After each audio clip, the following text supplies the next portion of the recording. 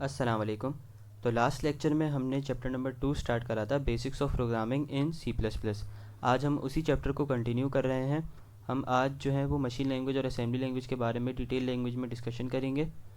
सबसे पहले हमारे पास है मशीन लैंग्वेज। मशीन लैंग्वेज जो है वो हमारे पास फर्स्ट जनरेशन ऑफ कंप्यूटर्स की लैंग्वेज मानी जाती है। Machine language basically fundamental language है कंप्यूटर्स की, और मशीन लैंग्वेज एंटायरली बेस कर रही होती है बाइनरी लैंग्वेज के ऊपर, ज़ीरोज़ एंड वंस के ऊपर।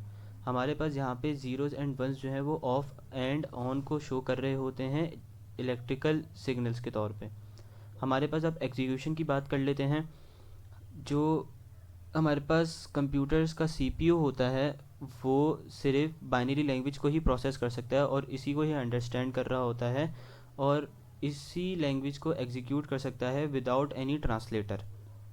एफिशिएंसी की बात कर लेते हैं तो ऑब्वियस सी बात है, किसी ट्रांसलेटर की नीड नहीं है और सेंट्रल प्रोसेसिंग यूनिट जो है वो डायरेक्टली अंडरस्टैंड कर सकता है मशीन लैंग्वेज को।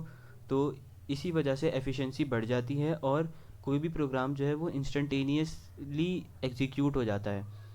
मगर अगर हम ह्यूमंस के पर्सपेक्टिव से बात करें तो बाइनरी लैंग्वेज या मशीन लैंग्वेज में कोड लिखना और कोड को एरर फ्री बनाना बहुत मुश्किल होता है। अब हम बात कर लेते हैं असेंबली लैंग्वेज की। असेंबली लैंग्वेज को बेसिकली सेकंड जनरेशन के अंदर जो है वो इंट्रोड्यूस करवाया गया था। असेंबली लैंग्वेज जो है वो भी लो लेवल लैंग्वेज की ही कैटेगरी में आती है, बट असेंबली लैंग्वेज ने जो है वो रॉ जो बाइनरी लैंग्वेज थी हमारी ज़ीरोज़ एंड वंस की, उसको रिप्लेस कर दिया था शॉर्ट डिस्क्रिप्टिव जो है एब्रीविएशंस के थ्रू, कीवर्ड्स जिसे हम कह सकते हैं, जिसको हम लोग निमोनिक्स कहते हैं। तो बेसिकली यहाँ पे निमोनिक्स की एग्जांपल्स भी गिवन है, जैसे ऐड करने के लिए यहाँ पे एडिशन के लिए यहाँ पे ऐड का कीवर्ड यूज़ हुआ हुआ है, सब्ट्रैक्शन के लिए यहाँ पे सब का कीवर्ड यूज़ हुआ हुआ है, डेटा को मूव करवाने के लिए मूव का कीवर्ड यूज़ हुआ हुआ है, और कंपैरिजन के लिए CMP का कीवर्ड यूज़ हुआ हुआ है। अब बात कर लेते हैं हम इसकी ट्रांसलेशन की, क्योंकि CPU जो है वो असेंबली लैंग्वेज को जो है वो डायरेक्टली एग्जीक्यूट नहीं कर सकता। तो इसके लिए हमें जो है वो एक डेडिकेटेड ट्रांसलेटर रिक्वायर्ड होता है जो हमारे असेंबली लैंग्वेज के कोड को जो है वो मशीन लैंग्वेज में कन्वर्ट कर सके, और इस ट्रांसलेटर को हम लोग असेंबलर कहते हैं, जो हमारे असेंबली लैंग्वेज को जो है वो बाइनरी कोड के अंदर, बाइनरी मशीन के कोड के अंदर कन्वर्ट कर सके। अब हम यहाँ पे डिफरेंट टाइप्स ऑफ ट्रांसलेटर्स के बारे में बात कर लेते हैं। बेसिकली लैंग्वेज ट्रांसलेटर्स जो हैं वो हमारे प्रोग्राम को, हमारे कोड को जो है वो कन्वर्ट करते हैं उस फॉर्मेट में जिसके अंदर कंप्यूटर जो है वो उसको समझ सके या कंप्यूटर के हार्डवेयर के ऊपर वो रन हो सके।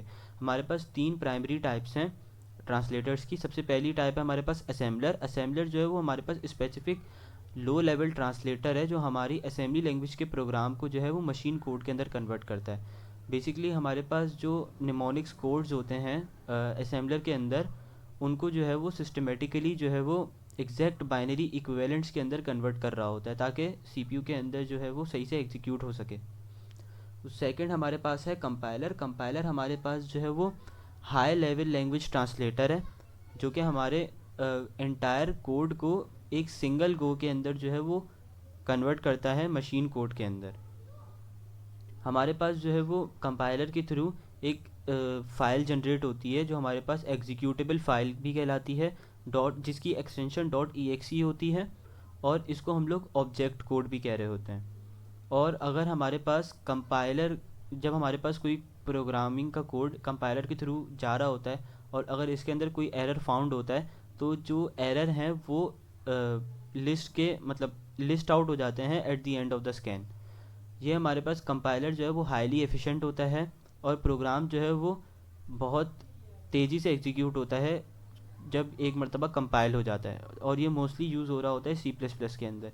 आप जब भी C++ का कोड लिखोगे तो आपके कोड लिखने के बाद जब आप उसको एग्जीक्यूट करोगे तो आपके पास एक .exe की फ़ाइल जो है वो जनरेट हो जाती है जो आपका जो है ऑब्जेक्ट कोड होता है। और बेसिकली अगर आप डायरेक्टली उस exe फ़ाइल को एग्जीक्यूट करवाओगे तो आपका जो कोड, उस मतलब जिस कोड के थ्रू वो exe फ़ाइल बनी थी, तो वो डायरेक्टली कोड आपका रन हो जाएगा और इसी वजह से ज़्यादा फास्ट होता है और एफिशिएंट होता है।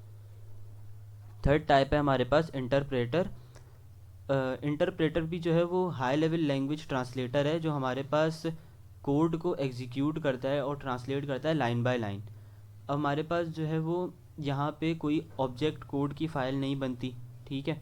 और हमारे पास अगर कोई एरर फाइंड आउट होता है तो उस एरर के आ जाने के बाद का कोड हमारा एग्जीक्यूट नहीं होता।